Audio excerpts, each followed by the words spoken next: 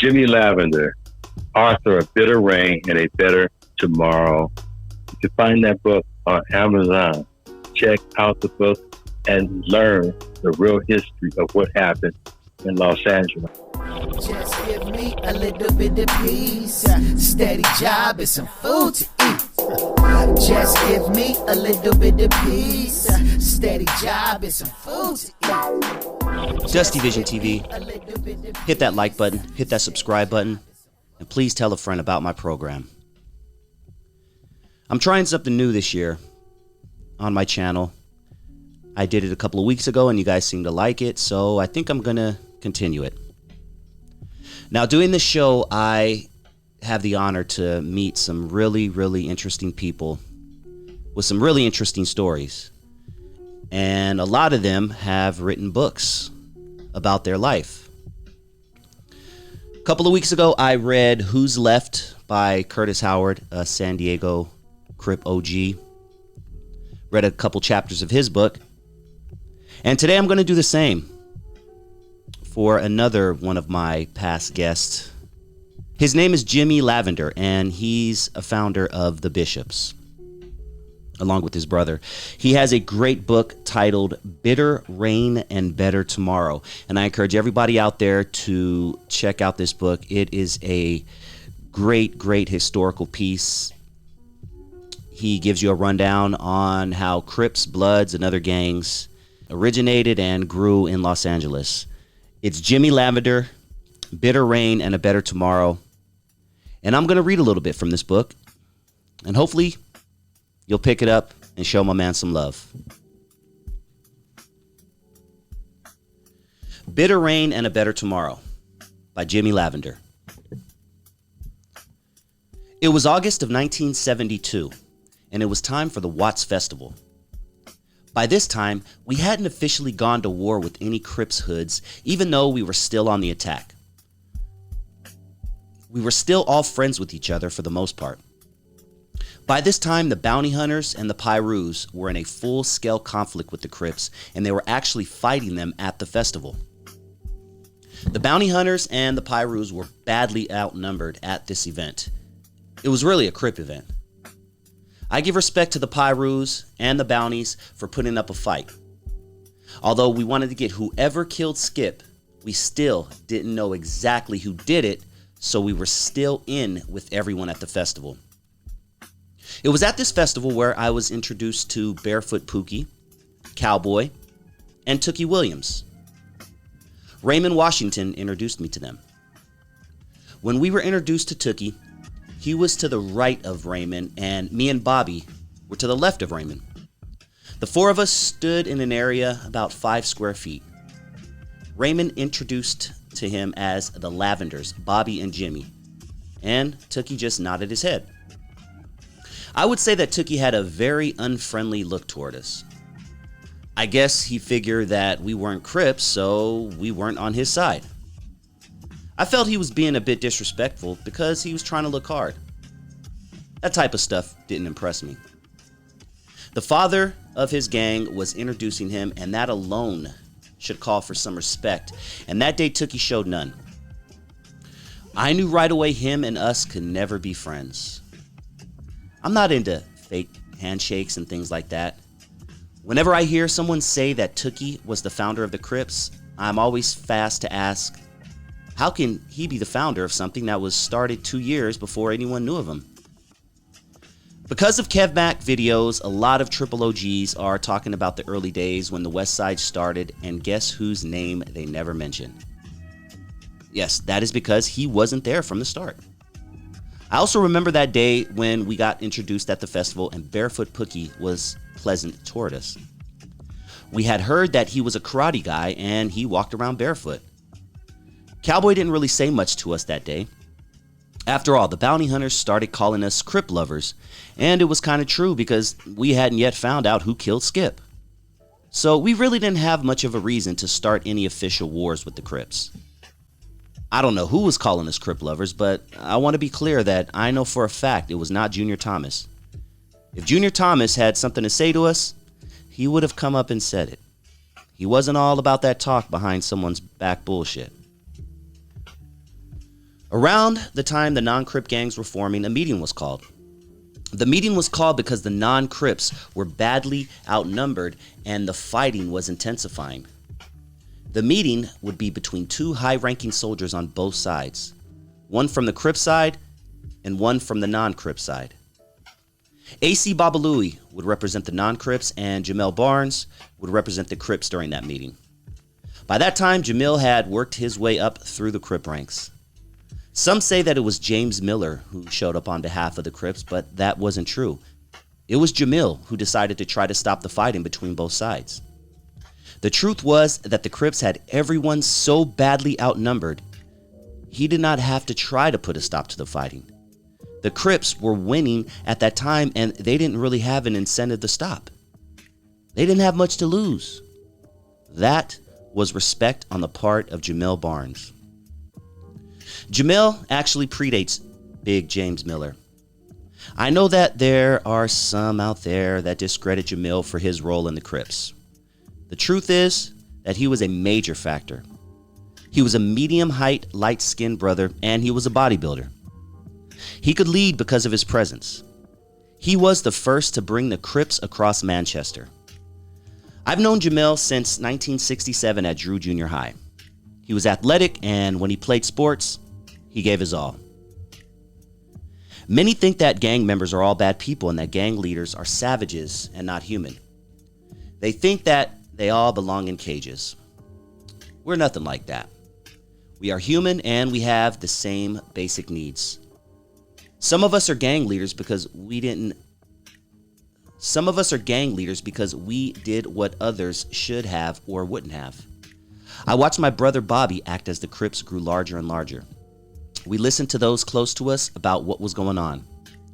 We heard nothing but horrific stories and atrocities that the Crips had been doing to those around us.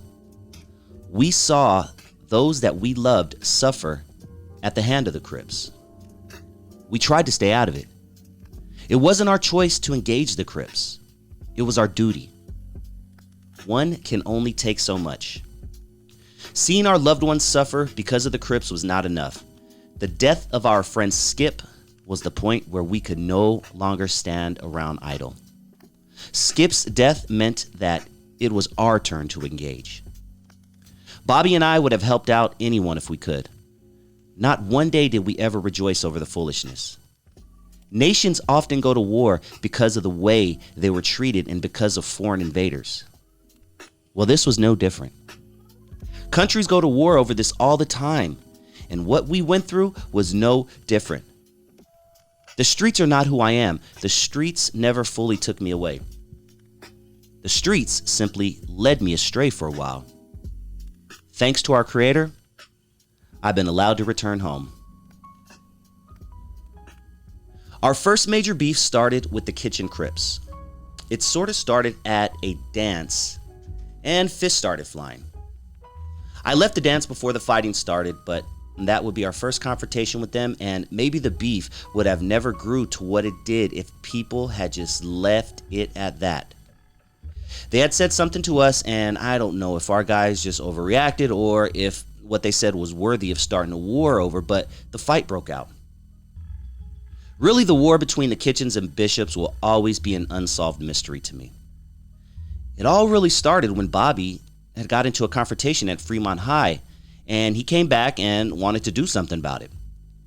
We all gathered, and he said that the guys he had the confrontation with lived 1 block west of Central. We had many foot soldiers mobbing over there and about 5 carloads of Bishops. We came upon 87th Street and 87th Place, which was where the house known as the Big House was located. We got to the corner of 87th and Hooper, and we see Bishops engaged in a fight with some guys. We had come up the street as reinforcements, but the fighting had ended by the time I got there. I don't even know how this fight started. I don't know if it was them or us who said something first. One thing was clear: these were not the guys that Bobby was looking for. We hadn't even made it close to Central Avenue. After that fight, I knew that we really couldn't go to a Kitchen Crip to talk it out. After a fight like that, I'm pretty sure talking was not an option. The next fight would take place at the probation office on 92nd and Central. The Kitchens were badly outnumbered and the Bishops engaged in a fight. I was not there for the fight. The next month, another fight between us would take place. After that was when the back and forth shooting started between us. We had grown up with these guys and now they were trying to kill each other. Fist fighting is one thing, shooting is a whole other level.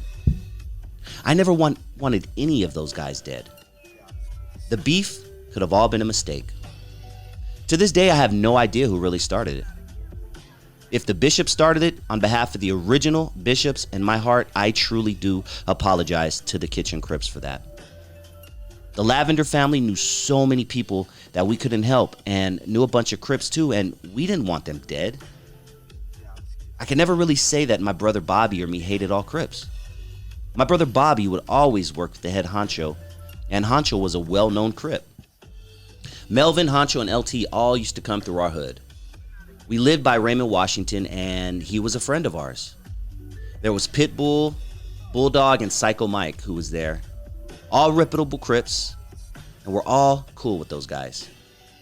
We were friends. I had love for them, and there was always someone in my ear wanting to kill one of them. Our battles were back and forth, and the truth was that we didn't really start these battles. The Firestone sheriffs encouraged the battles between hoods. The sheriffs would come to our hood and tell us where the Crips meetings were going to be. I mean, why would they tell us that? Because they wanted to see some shit go down between us, and they wanted us to keep fighting each other. One time, Space Ghost and I were walking, and the sheriffs pulled us over. One of those cops made Ghost put his hands on the car. When Ghost looked down, he started busting up laughing hysterically. The cop had like a size 16 shoe on, and Ghost was just laughing so hard he was crying. The cop didn't like that, so they put us in the cuffs and threw us in the backseat of the cop car. They drove us down to the big house where all the Kitchen Crips were hanging out and dropped us off right there on the porch. Those cops probably thought they threw us in the piranha tank. The Kitchens kept looking at us, but they actually never made a move. They didn't even trip on us. We didn't take any chances because we knew that they would not hesitate to blast us, so we kept it cool too. We were able to walk away without any confrontation that day. The fist fighting era was coming to an end. Throwing fists could no longer solve our problems. The guns seemed to be the problem solver. Although the guns actually fueled the violence and the tension worse than anything. I'll admit, I enjoyed the fist fighting and had some really good times engaging in that. Roosevelt Park was a common area shared by many. Bishops, Pueblos, and Castle Crips shared the park. At that time, the Pueblos weren't bishops, but they had our backs. For the most part, all of us got along at this time. We all shared the dance floor, played flag football, and we all shared the same swimming pool. It was a nice time. Because of the separation of two different groups, something was bound to happen. It didn't take much to have a falling out. It wasn't long before we were firing live rounds at one another. During that transition period, we actually jumped out of trees to attack some Crips with our fists. We jumped out of trees to attack some Crips only once. It started at a dance. At the dance, there was about 100 bishops and about the same amount of Crips. We had a few Pueblos on deck that night as well. Although we had the Pueblos on deck, they would not be a part of the attack. Bobby had a plan of attack. With about 5 minutes left of the dance, I was instructed to walk through to get them to notice me, then lead them down the path. Just as Bobby predicted, they started to follow me. When they got outside, they saw about 40 or so bishops and attacked them because they thought they had them outnumbered. The Crips always acted bold when they thought they had the numbers or at a big advantage.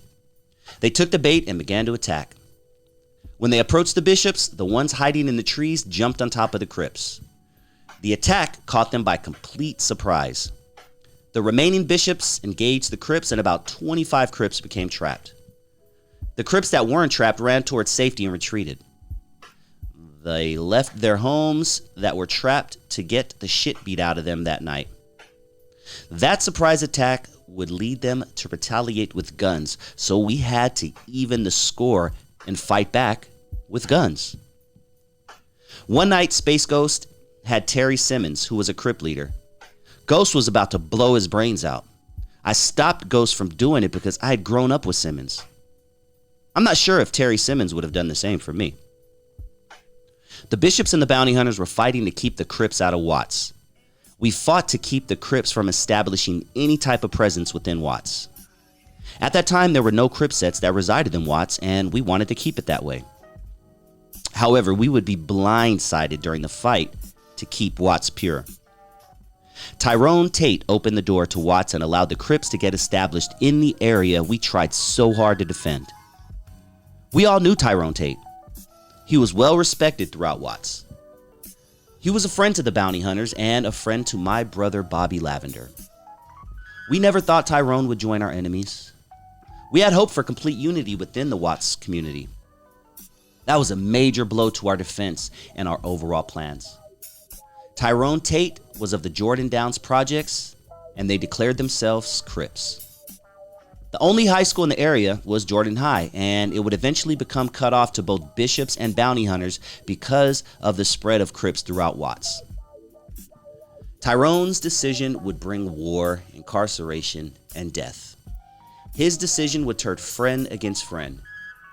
We had no idea why he would do such a thing.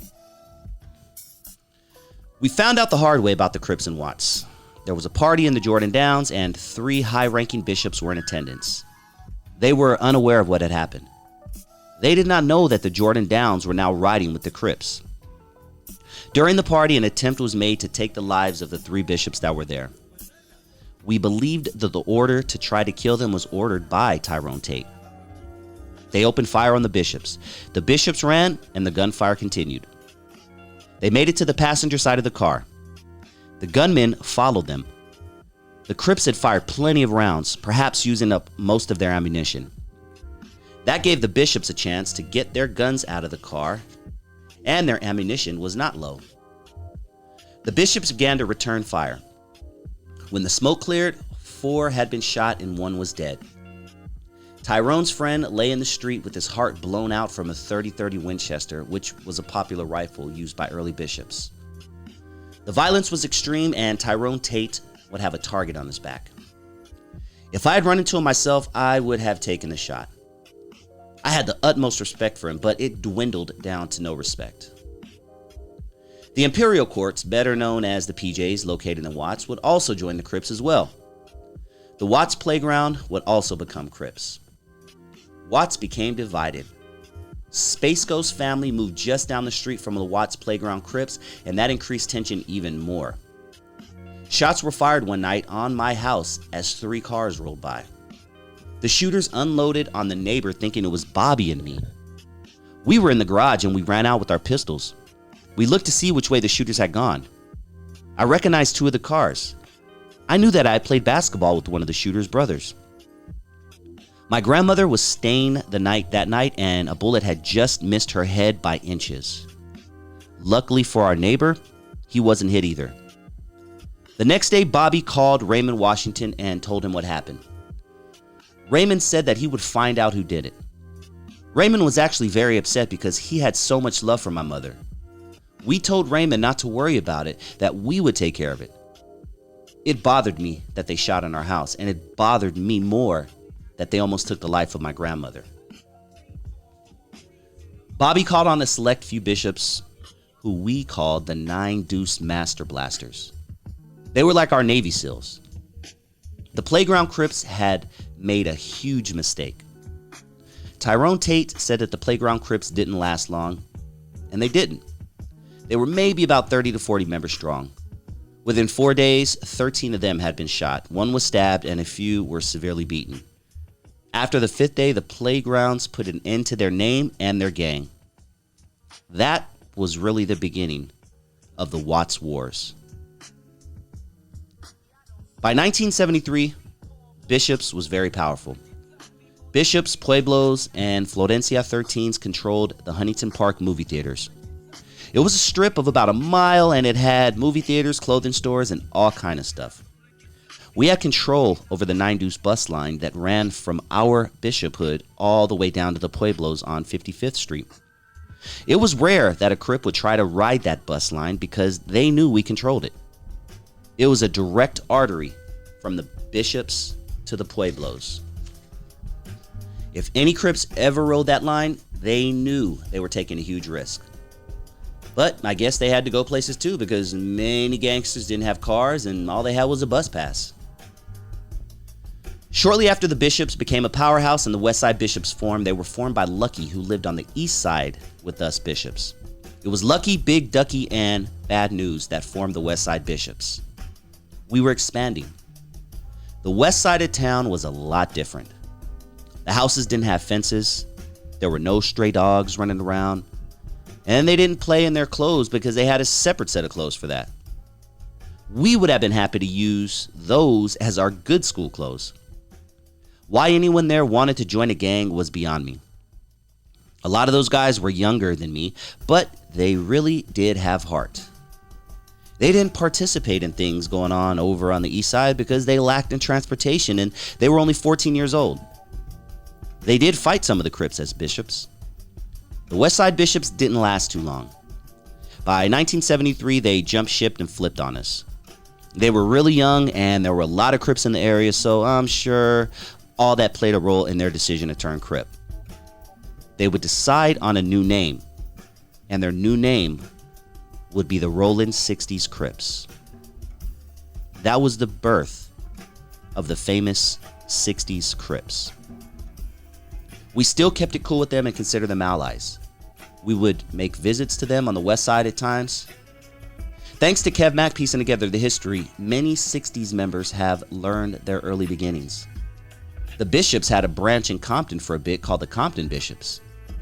They later became Limehood Piru. These bishophoods turned pass, I believe due to lack of communication with their founders and influence from the east side. At that time, Bishops was engaged in a war with 6 different Crip hoods. There were shootings daily. We had to be on our toes at all time. We were badly outnumbered. We were engaged with the Watts Playground Crip Dogs, Castle Crips, and of course, those pests, the Kitchen Crips. It was hard for us to reach out to the other bishops across the city, and I believe that is why they decided to do their own things. I often think of Raymond Washington. I remember all the good times we had as children at Roosevelt Park. I remember our water fights we had. The circumstance surrounding his death has always been a mystery. The list of suspects is long. Raymond really did dog out many people. Some paint him as some kind of revolutionary looking to protect his community. They say that he started the Crips to restore some order to the community. The truth was that he was rejected by a gang he wanted to be in. He was a wannabe. At heart, he was a gangster and a gladiator, and that was what led him to start what he started and became who he was. He was a gangster and a gladiator. A bully is someone who seeks to intimidate and takes advantage of someone else they find to be vulnerable. The Crips fit that description. It was common for a group of them to go up to a non-affiliated person and yell "Crip" in their face to scare them.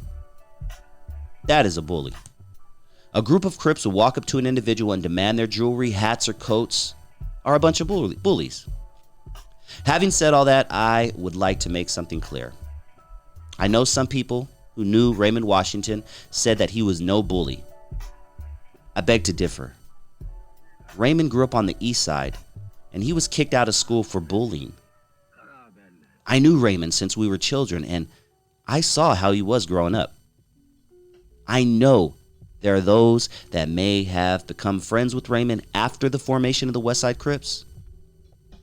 The formation of the West Side Crips came 2 years after the original Crips started. Those from the West Side may have not saw that side of Raymond. I know of many occasions where Raymond bullied someone for leather coats. He either intimidated them or beat them up to get what he wanted. Raymond was the founder of the Crips on the east side, and that was how they modeled their gang. By bullying. It was no coincidence that Raymond just happened to behave in the same way. All the Crips were bullies. East Side, West Side, and the Compton Crips. I'm not here to smear Raymond's name. He was my friend, and I grew up with him. But I think it should be known for the sake of history how he really was.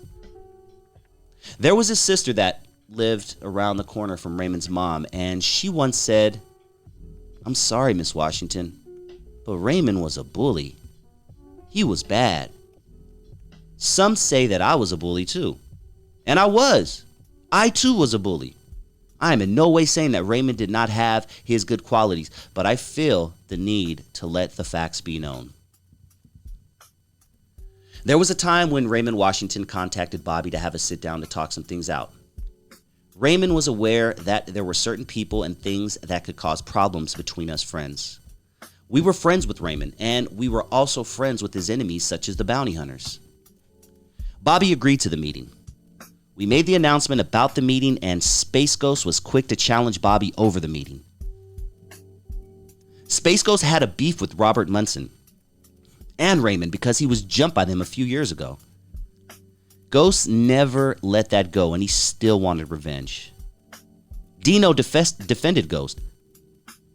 I wasn't the back and forth type, and I told him that Bobby had set up the meeting at our house and it was going to happen regardless. I said Raymond will have full protection from us, and I will shoot anyone that tries to harm him at the meeting. I was dead serious. I know Raymond would have done the same for us. During the meeting, my mom handed out bowls of chili that she made. We all ate and then got down to business. We made it clear to Raymond that we were not with all that Crip aggression, and we were especially against them victimizing the innocent. Bobby made a point and said that all of these businesses in our hood are foreign owned and they should pay us to stay open in our hoods. Raymond liked that idea. The meeting moved on to the subject of Raymond's beef with the bounty hunters. No one interrupted him when he spoke on the topic. Raymond made us an offer. He said that we can all become Bishop Crips and unite if we can assist him with killing Junior Thomas, who was the leader of the bounty hunters at the time. He said that in return, he will give up the two guys that killed our good friend Skip. At this point, we didn't really know who it was. I said that we were not touching Junior Thomas because he is our friend. Bobby asked Raymond a few times if he knew who killed Skip. Raymond finally answered, but he hesitated, and he said that he knew who it was. Bobby simply said, "Let's go." And just like that, the meeting of opportunity was over and nothing was accomplished. Both sides walked away just the same way they came in, with nothing gained. We would be fortunate a short time later because Skip's killer was actually brought to trial. I don't know what led up to it, but the killer's cousin, Brawley, decided to turn state's evidence against his cousin, Wilbur. That was crazy because they knew these two guys. We went to school with them. We actually attended the trial, and Brawley was on that witness stand, and he told all. He told all that happened that night and what led up to it. The trial actually started with this girl named Rowdy, and she thought everything was funny. There were about 5 occupants in the car, and they pulled up on Skip and asked him where the party was. Skip pointed in the direction, and the car drove off in that direction. For whatever reason, they could not find the house where the party was. What is even worse was one of them even lived in the neighborhood and still couldn't find it. I mean, how could they miss it? They lived just down the street. So they all turned the car around and found Skip again. Rowdy called Skip a liar, and he responded with, "Bitch, please." When she said that in court, I knew she had at least talked with Skip before he was shot, because that was Skip's favorite phrase. He would always say, "Bitch, please." Then Wilbur said, "Did you call my woman a bitch?" So Wilbur jumped out of the car and fought a drunken Skip, and Skip whooped his ass. Then this guy named Larry got out of the car, and it was the same result. Wilbert tried to run back on Skip, and Skip knocked him down. Wilbert pulled out a .22 and shot Skip in the throat. It was a punk-ass cowardly move. When Brawley took the stand, he was crying the whole time. He knew he lost a friend, his cousin, and all of us. We all knew these guys, and we were friends. He knew he couldn't be friends with us anymore. We were sitting in that courtroom looking at him like we wanted to kill him. And that was because we did want to kill him. After the trial, we patiently watched the house where Brawley lived because we wanted to get him. We watched the house for several days. I don't know how he escaped us, but he did. They even kicked in the door and ransacked the house. After a week or so, Bobby ordered the house to be burned down, and so the house was burned down. If we had caught them, we would have killed them. I look back in it and I realized that Brawley and his sister didn't have the power to stop it. They weren't fighters. I can now understand what they went through. They really lost everything over it. If I were to see Brawley now, I would tell him that I no longer hold it against him. I can't speak for others, but I no longer hold them responsible. The guys that killed Skip were Crips. When we left the courtroom, we were 15 cars deep. Bobby was convinced that Raymond Washington knew all along who did it. We would then engage deeper into war. It was still 1973 and it was chaos. The conflict was on a level like no other. This is about the time when the shooting started. Weatherby's Sporting Goods was making a fortune off the sale of ammunition. The shootings were daily and they were either at night or in broad daylight. A lot of our new recruits were already motivated to go to war because they had been wronged by the Crips in some way and wanted revenge. The target on Bishop leadership grew larger and larger. Even law enforcement had it out for Bishop's leaders. Things were crazy at this time. My 1960 Chevy had been shot up 3 times, and I will say they don't make cars like they used to.